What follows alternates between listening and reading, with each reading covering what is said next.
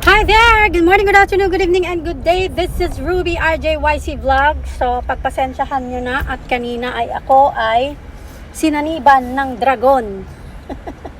At na-high blood talaga ako kay Ping Lakson sa kalokohan niya. Anyways, so yun na nga yung sinasabi ko sa inyo kanina. Hindi ba kayo nagtataka kung bakit itong si Tito Tuta Soto ay nagpapakita ng signs na natatakot sila kay Martin Romualdez.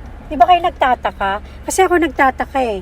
Parang naiisip ko na tuloy na itong si Tito Tuta Soto ay may ginawang kalokohan at mukhang aalingasaw ang baho nila na kasing baho ng bagoong ang mga pinaggagawa nila. What do you think, guys? Kasi nakakaloka eh. Takot na takot sila eh. Parang merong pinangahawakan si Martin Romualdez sa kanila eh. Kasi bakit ayaw nilang ipatawag sa kanilang pahiring dyan sa Blue Ribbon Committee? Bakit? Bakit? Yan ang malaking katanungan. Ilang beses nang sinabi si Saldi Corakot at sabi hindi daw proper na imbitahan. Bakit? Bakit? Yan ang malaking katanungan.